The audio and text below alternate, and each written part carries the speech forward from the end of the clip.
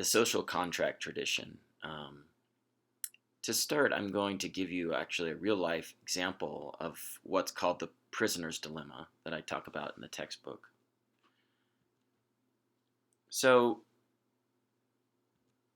during the Great Depression, there was an overproduction of crops, and that led to plummeting crop prices and really hard times for farmers.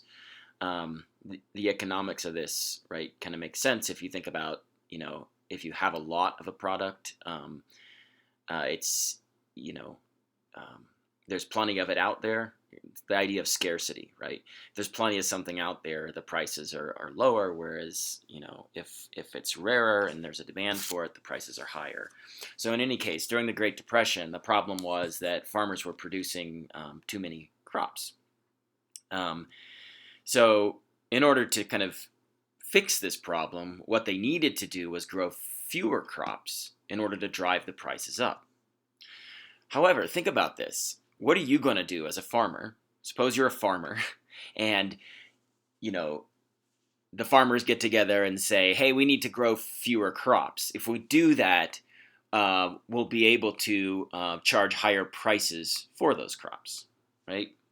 So the question is, what are you going to do, though, even if you make that agreement, right? And you go back to your individual farms to plant for the next year. What are you going to do knowing that, on the assumption that, the crop prices are going to be higher next year, right? Because everyone has agreed to grow fewer crops. What are you going to do?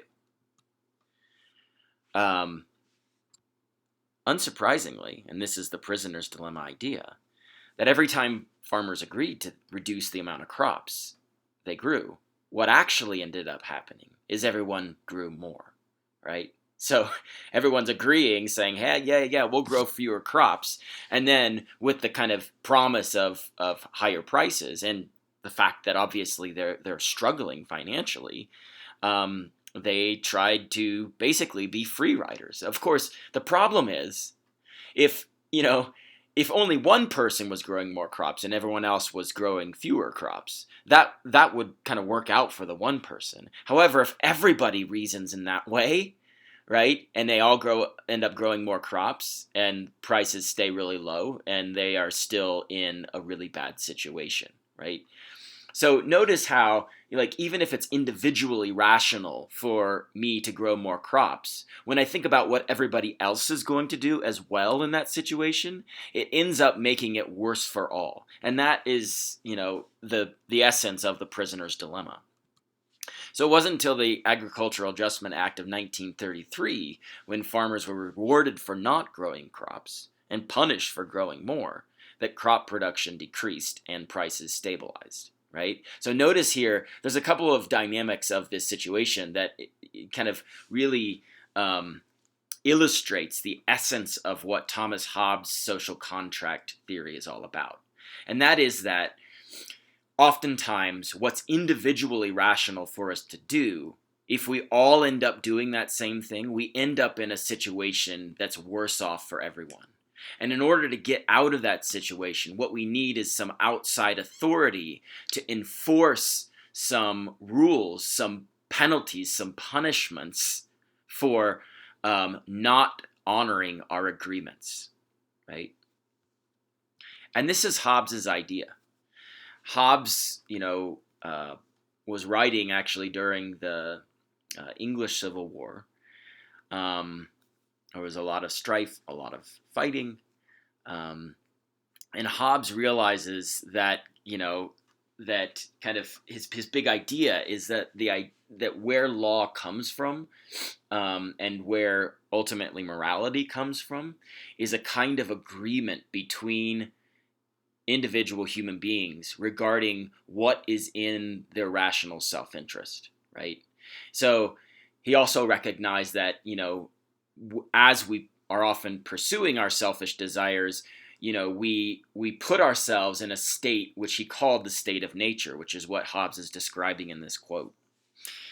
He says, "Hereby it is manifest that during a time that men live without a common power to keep them in awe, they are in a condition which is called war. and such a war as is of every man against every man. In such a condition, the life of man is solitary, poor, nasty, brutish, and short.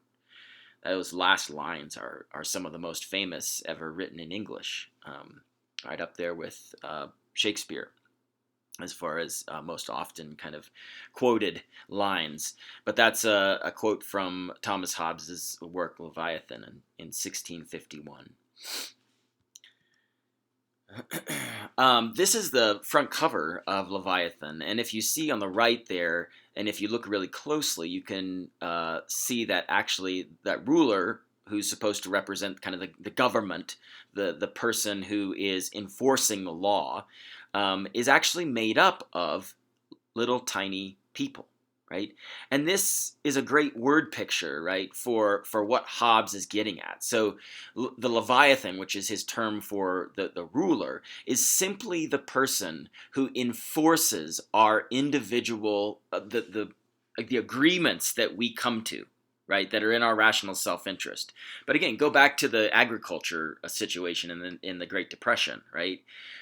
Agreement wasn't enough. Because as soon as people recognized by breaking the agreement they could benefit, then they all broke the agreement.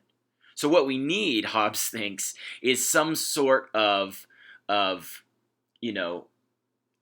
law, some sort of rule that punishes us for breaking the agreement. And that is the whole function of government for Hobbes, right? And so it's those agreements that we come to, that we see, right, are in our rational self-interest, right?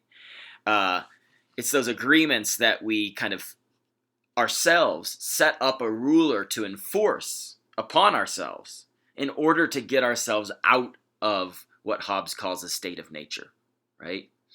It's only by setting up a government that that has the power to enforce the agreements that we make. It's only by doing that laws come into effect, right? And also, more importantly for Hobbes, morality. That's where morality comes from as well. So for Hobbes, morality really just is a matter of legality, right? Agreeing to certain things that we see as in our self-interest, but that we recognize we won't be able to carry out by ourselves unless there was some law that punished violations of our agreement.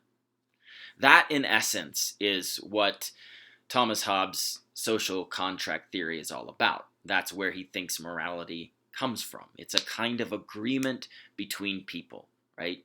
It's a kind of recognition that, to have this agreement, even if it means, curbing our self-interest somewhat, to live under that agreement is better than to live in the state of nature where anyone can do what they want, right? It's worse off for everyone in the state of nature. And so even if we have to give up some of our rights in order to live under the rule of law, Hobbes thinks that we'll recognize that it's rational to do so. So we're going to focus not so much on the historical version of the social contract theory, but on a more modern version from the 20th century from a Harvard philosopher named John Rawls. The key idea that Rawls puts forward is this idea that I'm calling the principle of consent. And it just says that a law is justified if and only if free, equal, rational persons would consent to it. The implication is that an action is then morally permissible if and only if it is permitted by laws that free, equal, rational persons would agree to. So it's really important to understand, what Rawls means by a rational contractor, or how do we know what free, equal, rational persons would agree to? Because importantly, we are not those people. Not everyone is equally rational. Not everyone is equally free, right? So you can imagine people agreeing to something under some sort of coercion or force, right, or bias, right, that is not actually what free, equal, rational people would agree to. But in the actual world where no one, has perfect freedom, perfect rationality, and is perfectly equal to each other, in such a world, we'll have all kinds of biases, and those biases could make us agree to things that are actually not just, not fair. So, given that Hobbes is describing what's called a counterfactual situation, saying, here, what would people agree to if they were perfectly free, rational, and equal, right? And so Rawls's big idea about how we figure this out is what he calls the veil of ignorance, which is illustrated in this little diagram here. On the right side of the veil are actual people, right? Black, white, disabled, male, female, transgendered, all the different kinds of shapes and forms of people, right? And all of our different kinds of cultural backgrounds, et cetera, et cetera. That's on the right. So what the veil of ignorance is supposed to be is this idea that when we are, thinking about what we would agree to, right, if we were perfectly rational, free, equal, then what we have to imagine is that we're designing a society where we don't know where we'll end up in the society. So all we know is what's illustrated on the left side of the veil here, right? All we know is that, we have these basic desires, like we want to avoid, suffering, for example, and we want to prosper, but we don't know anything else about the details of who we will be in that society, right? So, I, in actual fact, am, middle-aged white male, but as a rational contractor, if I'm behind the veil of ignorance, then I am supposed to not know whether I will be a white male in this society or not. I could be a transgendered black woman. I could be a disabled, elderly Japanese man. I could be any number of things in this society. I just don't know what I'm going to be. That's the idea of the veil of ignorance. So we're supposed to be imagining, ourselves making these decisions under this condition of ignorance, namely that we don't know where we will end up in the society that we are designing. We don't know anything about who we will be. There will be diversity in that society. We just don't know who we will end up being in that society. So it's important to point out here that Rawls's idea of the veil of ignorance and of what rational contractors would agree to from behind the veil of ignorance is explicitly a counterfactual kind of agreement, right?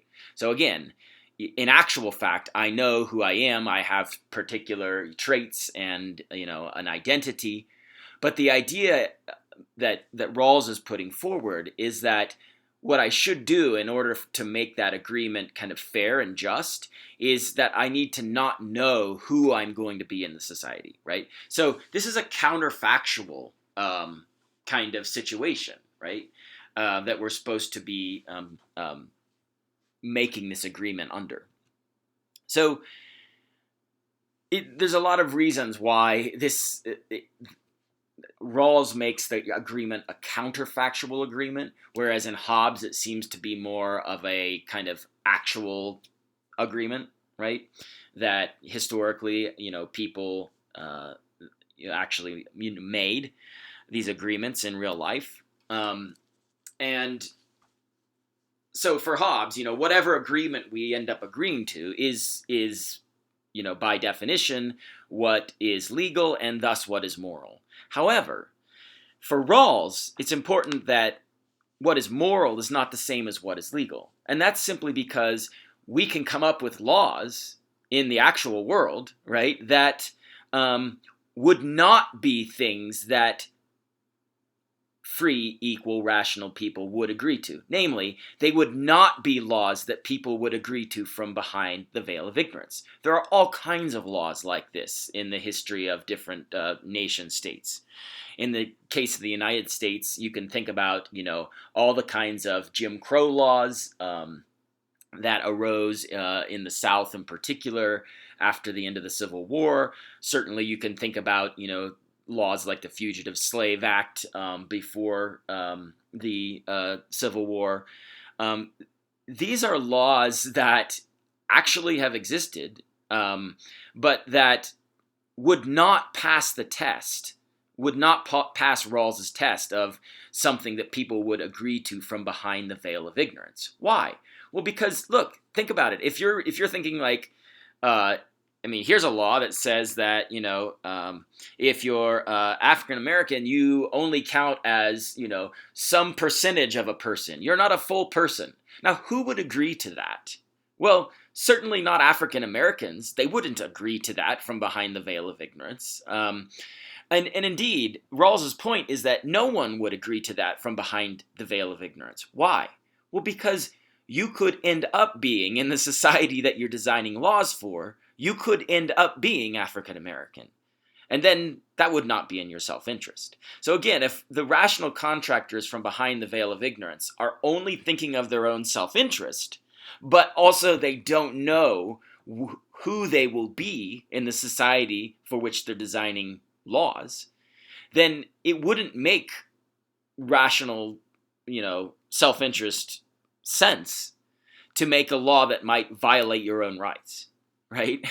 So again, there's going to be plenty of laws, actual laws that humans have created that do not pass the test of a justified law, of something, of a moral or just law for Rawls, right? So you can get that difference between what is moral and what is legal. Whereas for Hobbes, those two things tend to be the same thing.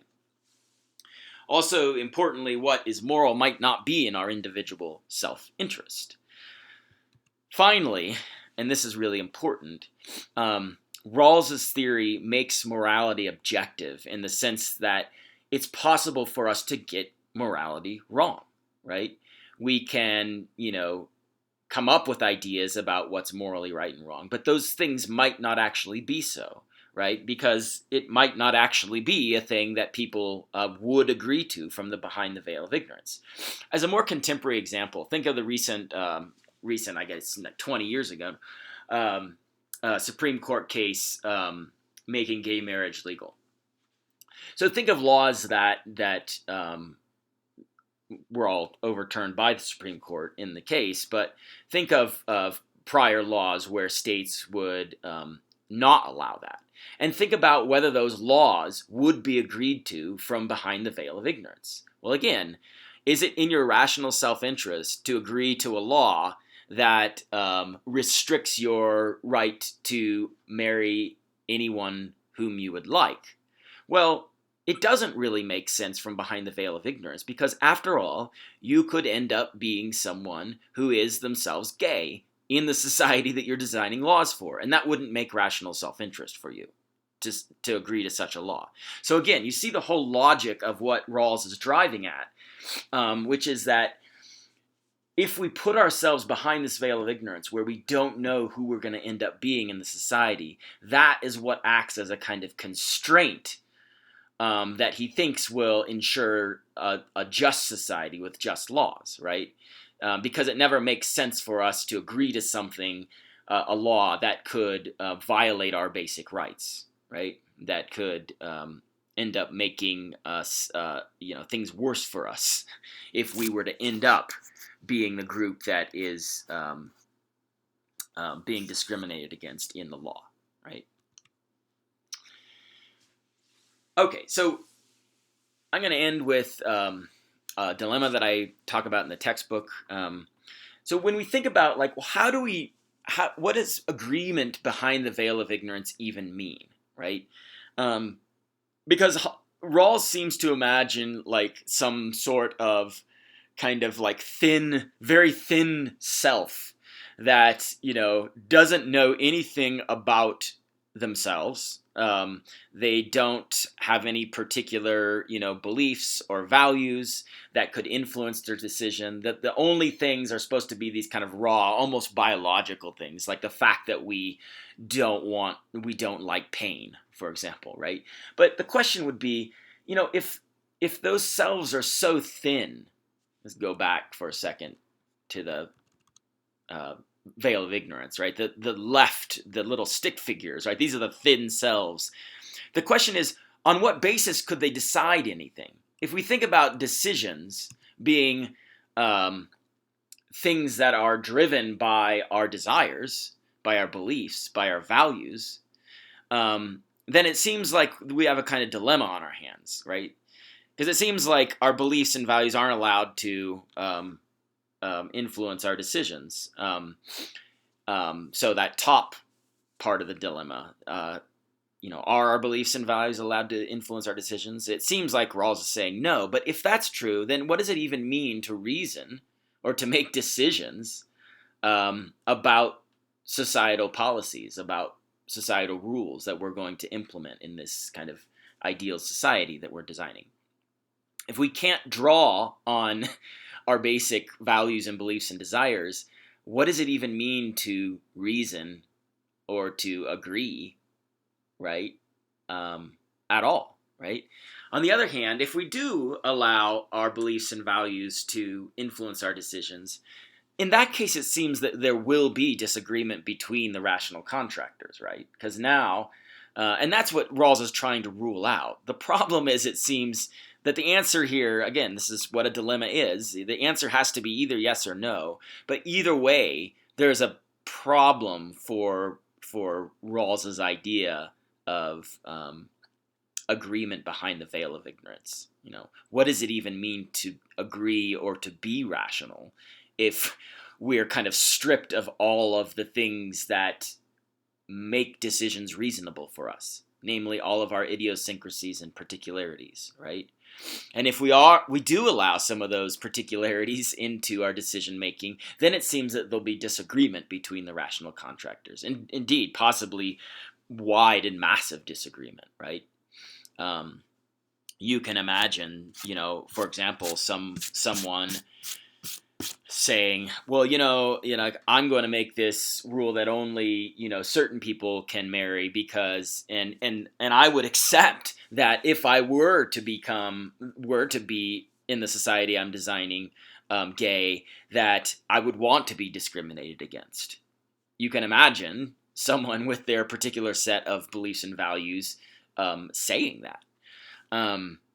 So again, this dilemma is kind of like, how do we make sense of what it means for these very thinly construed rational contractors behind the veil of ignorance? How do we make sense of what it is for those people, those individuals, to reason about societal policies?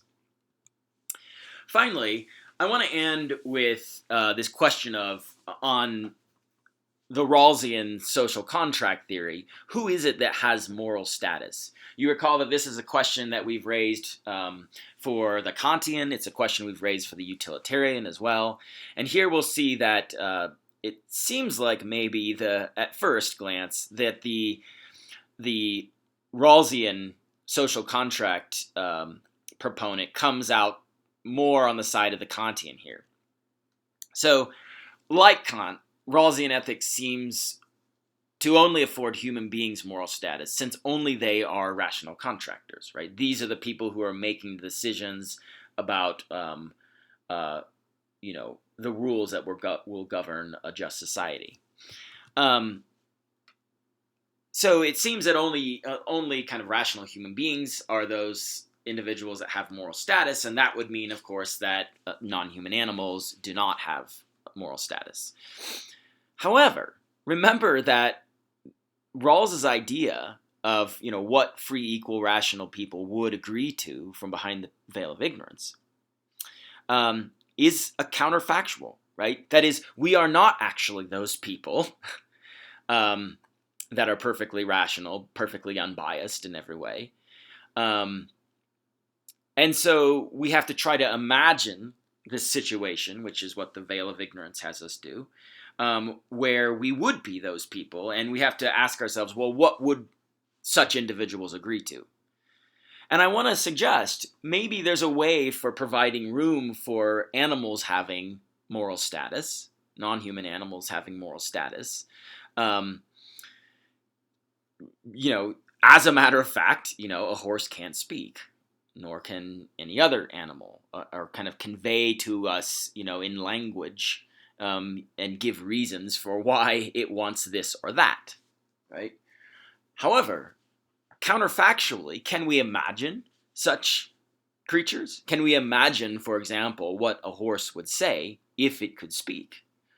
And I think if the answer to that is yes, then it seems that counterfactually we could imagine, right, speaking rational horses as part of the rational contract, as at the table, right, as beings that are also behind that veil of ignorance, right? In which case, when we're thinking about the laws that govern a just society, now we're going to have to expand the circle, to use one of Peter Singer's phrases, expand the circle, and our ignorance now is going to apply not only to like what kind of human being we'll be, but whether we'll be a human being at all. And you've got to think, of course, that is going to massively constrain what kinds of things we will agree to from behind the veil of ignorance, right? If I don't want to be, essentially kept as a captive, as a slave, and made to do things I don't want to do, like, I don't know, run around a racetrack as fast as I can all the time until I can't do it anymore, and then, put down and made into glue. If I don't want that, then, and I don't know whether in this society that I'm designing I might end up being a horse, then it seems like this is going to massively impact what we find it rational to agree to from behind the veil of ignorance.